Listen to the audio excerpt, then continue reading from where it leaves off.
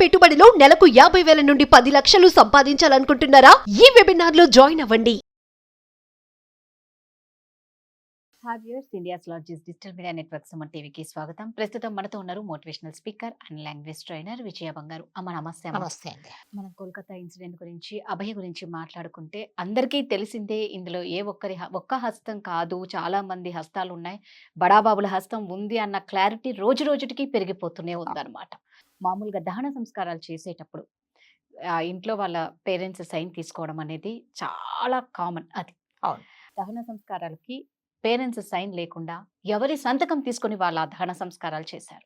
Government కాలేజ్లో ఒక అమ్మాయిని అంత దారుణంగా చేస్తే, అంత క్రైమ్ జరిగిన చోట మనం చాలా విజువల్స్ చూసుకుంటే ఎంతమంది ఉన్నారంటే అదొక క్రైమ్ జరిగిన ప్లేస్ అని ఆ ప్లేస్ అని లేదు, ఎవరు పడితే వాళ్ళు అక్కడ ఉన్నారు. అవును. అంటే ఇక్కడే క్లారిటీ వచ్చేసింది. ఇది ఖచ్చితంగా పెద్దవాళ్ళ హస్తం ఉంది, ఒకరు చేసింది కాదు, దీని వెనుక 6-8 మందో కుట్ర అనేది ఖచ్చితంగా అర్థమైపోతుంది. ఏంటమ్మా దీని గురించి? అంటే ఆ బరియల్ గ్రౌండ్‌లో దహన సంస్కారాలు చేసేటప్పుడు ఎవరైనా సరే ఫ్యామిలీ మెంబర్స్‌తో తీసుకుంటారు సైన్. తల్లి, తండ్రి గాని ఎవరైనా సరే.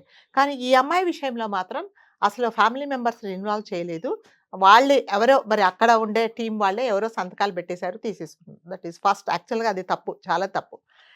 క్రైమ్ జరిగినప్పుడు జనరల్‌గా పోలీస్ వాళ్ళు ఇన్ఫార్మ్ చేస్తే వాళ్ళు వచ్చి ఈ ప్లేస్ అంతా, అంటే ఎక్కడైతే అది జరిగిందో, ఆ సంఘటన జరిగిందో అది 1-2 కిలోమీటర్స్ వరకు ఎవ్వరూ రాకుండా ఒక అదేంటి ఒక వాళ్ళ పరిధిలోకి తీసుకొని ఉంటుందన్నమాట. కానీ ఎక్కడ జరిగింది మాత్రము ఆ అమ్మాయిని నేల మీద పడుకోబెట్టారు, ఒక బ్లూ బెడ్‌షీట్ కప్పేసి.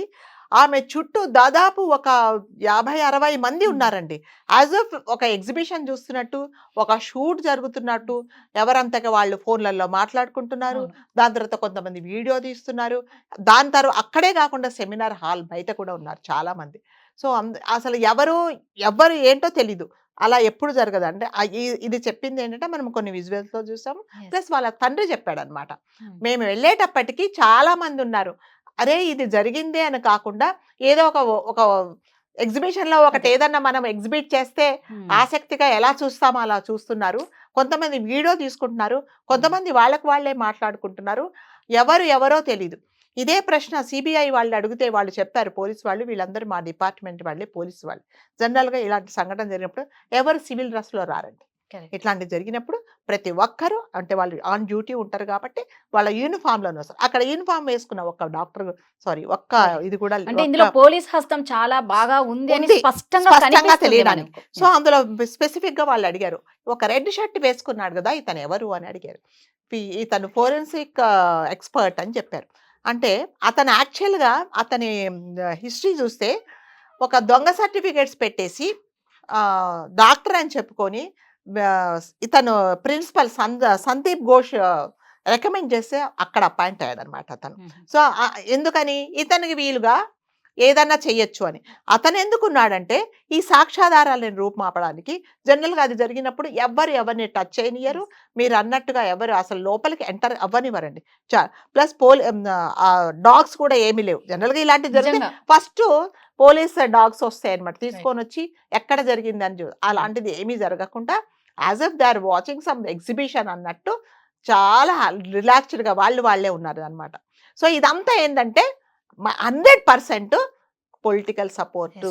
ఆ ధైర్యంతోనే వీళ్ళు ఇది చేశారు. మాకేమీ కాదు, ఒకవేళ మా పేరు వచ్చినా 10 రోజులో, 40 రోజులో, 50 రోజులో జైల్లో వస్తామనే. కానీ ఇది ఇంత ఇష్యూ అవుతుంది అంటే దేశవ్యాప్తంగా ఇట్లా ఎదురు తిరుగుతారని వాళ్ళు ఎవరు చేశారో వాళ్ళు ఊహించలేదండి. ఇంకా థర్డ్ పాయింట్ ఏంటంటే, యాక్చువల్‌గా ఈ 3rd ఫ్లోర్‌లో ఇది జరిగేటప్పుడు సెమినార్ హాల్లోకి ఆ 3rd ఫ్లోర్‌లో రిపేర్స్ ఉన్నాయి, రినోవేషన్ జరుగుతుంది. ఎవ్వరు కూడా ఈ 3rd ఫ్లోర్ వరకు వెళ్ళొద్దు అని ఈ సంఘటన జరగబోయే 1 డే ముందు ఈ ప్రిన్సిపల్ అనౌన్స్ చేశారు, ఎవరు వెళ్ళకండి. So pre plan. సో ఎవరు వెళ్ళలేదు. ఇంకా 4th పాయింట్ ఏంటంటే, ఈ సెమినార్ హాల్ పక్కనే జస్ట్ 3 అడుగుల దూరంలో రెస్ట్ రూమ్ ఉంది. కొంతమంది అందులో వచ్చి పడుకుంటారు. అక్కడ ఇది జరుగుతున్నప్పుడు కొంతమంది పడుకొని కూడా ఉన్నారు. అంటే 3 అడుగుల దూరం అంటే జస్ట్ మీరు నేను కూర్చున్నంత దూరం కంటే చాలా తక్కువ దూరం. అంత దూరం ఉన్నప్పుడు ఒక మనిషిని అంటే అన్యాయంగా, అతి కిరాతకంగా హింసించి అంటే ఆమె ఉండే బాడీలో మొత్తం ఏ మాత్రం ఒక సూది మన ఉండే అంత ప్లేస్ కూడా లేకుండా అతి కిరాతకంగా ఆమెను ఇచ్చేస్తున్నప్పుడు అరవలేదా? అరవకుండా ఉండదా? ఎంత నోటికి ఏది కట్టినా నోటి మీద ఒకవేళ ఏదన్నా పెట్టి గుచ్చినా కూడా అలా ఉండదు. ఆమెను చంపిన విధానం చూస్తేనండి అతి కిరాతకంగా ఒక జంతువు, ఒక క్రూర జంతువు ఒక కసి, మనిషి మీద పగ. పడితే Yes, ఒక మనిషి మీద అనిపిస్తుంది. పడి విచక్షణ రహితంగా ఎక్కడ పడితే అక్కడ గోకేసి ఎక్కడ పడితే అక్కడ ఇది చేశారు. అంటే ఆ క్రైమ్ జరిగిందండి. ఒక మనిషి అంత విపరీతంగా కొట్టలేడండి. అంటే ఎలా ఉందంటే ఆ సీను ఏదో కొన్ని అతని దగ్గర ఏదన్నా ఒక బలమైన ఆయుధం ఉండి దాంతో కొట్టినట్టుగా అక్కడ ఆ అమ్మాయిని అంత భయంకరంగా మాటల్లో వర్ణించలేనంతగా హింసించారు. మరి పక్కన వాళ్ళకి వినిపించలేదా? పోనీ మీరు అన్నట్టుగా సెమినార్ హాల్ మొత్తం అదేంటి వాయిస్ ఇది లేకుండా సౌండ్ ప్రూఫ్ అన్నట్టుగా ఉంటే, సౌండ్ ప్రూఫ్ అని ఉండడానికి అక్కడ మనం ఇది వరకు చెప్పుకున్నట్టు గొళ్ళెం లేదు. సో అది ఇలా వస్తూ అదేంటి అది తెరుచుకుంటూ వస్తూ ఉంటాయి, రాకుండా ఎలా ఉంటాయి. సో ఇదంతా ఏంటంటేనండి ప్రీ ప్లాన్డ్, 100% ఇది ప్రీ ప్లాన్డ్ అని మాత్రం తెలుస్తుంది. ఇంకొకటి ఏంటంటే ఈ అమ్మాయిని అక్కడ పడుకోబెట్టినప్పుడు ఆ బ్లూ బెడ్షీట్తో పాటు ఆ చుట్టుపక్కల అమ్మాయికి అంటే ఒక అడుగు దూరంలో వైట్ క్లాత్ ఒకటి కనిపించింది. 6-7 మీటర్స్ ఉంటుంది, అది పెట్టి ఉంచారు. ఆ కర్టన్ వెనుక ఈమెను ఉంచారనమాట. ఇవన్నీ ఏంటంటే ప్రీ ప్లాన్డ్. ఇవన్నీ ఇక్కడ జరిగిందైతే కాదండి. ఆ సెమినార్ హాల్లో అయితే 100% అది జరగలేదు. ఇంకొక 4th పాయింట్ ఏంటంటే జనరల్గా ఎవరైనా సరే స్పెట్స్ పెట్టుకునే వాళ్ళు, అంటే కంటి చూపు తక్కువ ఉండి అద్దాలు వాడుకుంటే, కళ్ళజోడు వాడుకునే వాళ్ళు పగలంతా పెట్టుకుంటారు. రాత్రిపూట పడుకునేటప్పుడు ఏం చేస్తారంటే ఆ కళ్ళజోడు తీసి పక్కన పెట్టేసి పడుకుంటారు.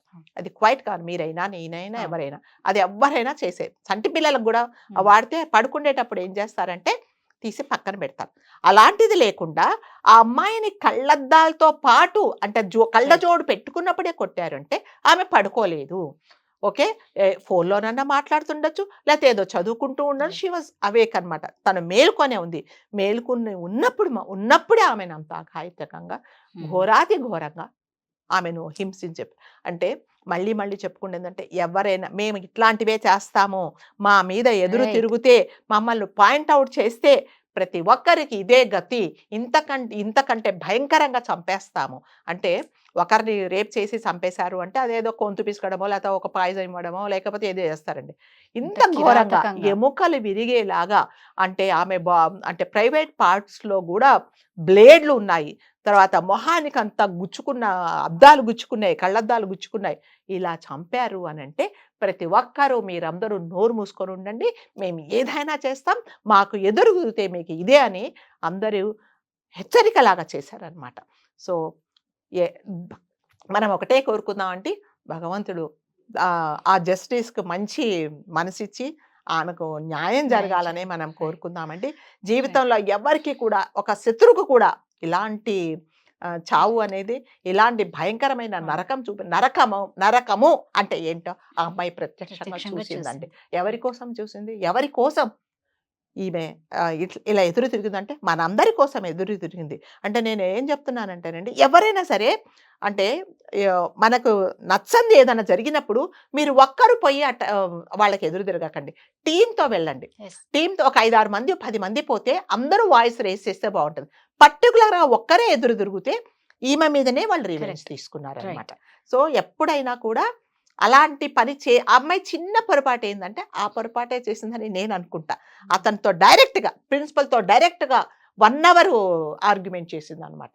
సో అది రివెంజ్ తీసుకున్నాడు. అదే తన ఫ్రెండ్స్ ఎవరో ఒక 10 మందిని తీసుకొని వెళ్ళింటే ఆమె మీద అంత కాన్సన్ట్రేట్ ఉండకపోవచ్చు. సో ఏంటి అంటే కేవలం అందరికీ తెలిసిన విషయమే అండి. హాస్పిటల్లో జరిగే అవినీతి, అక్రమాలు, అన్యాయాల గురించి ఆ అమ్మాయికి తెలిసింది కాబట్టే, పెద్ద బడాబాబుల హస్తం ఉంది కాబట్టే ఈరోజు ఇంతగా జరుగుతుంది అన్యాయాలు. అంటే ఈ అమ్మాయిని చూసి ఇంకొకరు ఎవరు కూడా వాళ్ళ గురించి తెలిస్తే బయట చెబితే ఇలాంటిదే జరుగుతుంది, అన్యాయం ఇంత కిరాతకంగా ఉంటుందని ఒక భయం పెట్టడానికి చేసిన పని అని క్లియర్ గా అర్థమవుతుంది. బట్ దేవుడు ఉన్నారు కాబట్టి, దేవుడు అన్ని చూస్తారు కాబట్టి వీళ్ళ ఆటలు ఇక చెల్లవు అనేసి నిజంగా అభయని ఒక సోల్జర్ లాగా అందరూ భావించాలి.